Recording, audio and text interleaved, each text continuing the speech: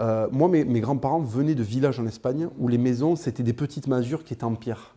Avec de l'espèce de torchis, je te jure, hein, c'était ça. Le paysan espagnol au début du XXe siècle, il vit dans des trucs comme ça. Hein.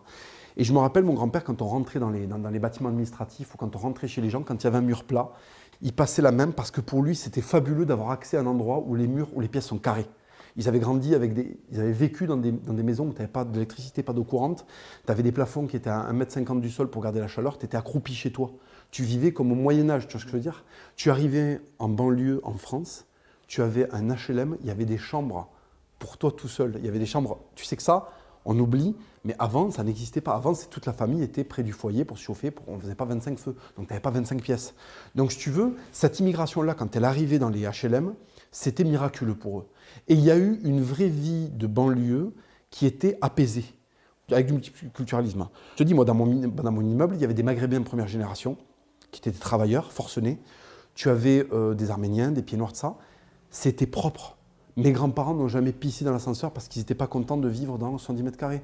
C'était impensable d'aller brûler la voiture de ton voisin qui est le même prolo que toi, qui va aller se décarcasser pour aller bosser. C'était impensable, ça. Et tout d'un coup, nous partons de la banlieue quand j'ai, je ne sais plus, 6 ans par là, je crois. Au début des années 90, on part de la banlieue.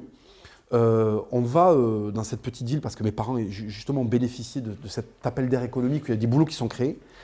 Il y a 10 ans qui se passent et début 2000, elle était déjà mal en point à certains endroits. Mais si tu veux, il y a toute une génération de retraités, de première génération d'immigrés qui meurent.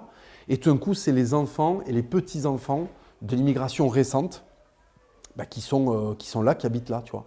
Et je ne reconnais plus la banlieue, je ne reconnais plus le Mirail. Ça devient un coupe-gorge. Il y a des tags, ça pisse dans l'ascenseur, les poubelles brûlent, les bagnoles brûlent. Et si tu veux, je regarde la télé et la télé me dit c'est parce qu'ils ont été entassés. Mais mes grands-parents aussi ont été entassés.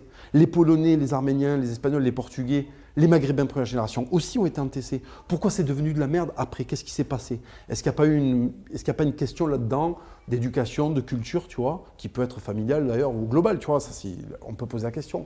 Mais j'ai vu la banlieue se métamorphoser et contrairement à plein de gens de gauche qui n'ont jamais connu la banlieue, on ne peut pas venir me dire non, ça a toujours été comme ça. Je sais qu'il y a une autre banlieue qui a existé, donc le discours de gauche qui me dit c'est les bâtiments qui fabriquent les gens, c'est faux. Ce n'est pas le ciel, les pierres, les oiseaux, le soleil qui fait les gens là où ils sont. C'est leur culture, c'est leur éducation. Et c'est leur exigence vis-à-vis d'eux-mêmes et vis-à-vis des autres.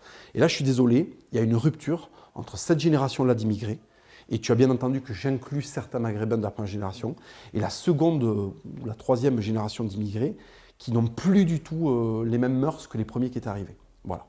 Et donc pour moi, ça, l'explication de « ils ont eu une jeunesse difficile, la banlieue c'est difficile », moi, j'ai connu une banlieue heureuse, donc je ne l'accepte pas. Et ça, déjà, tu vois, ça me fait décrocher du discours gauchiste, démagogue, pro-banlieusard, pour rien, tu vois ce que je veux dire.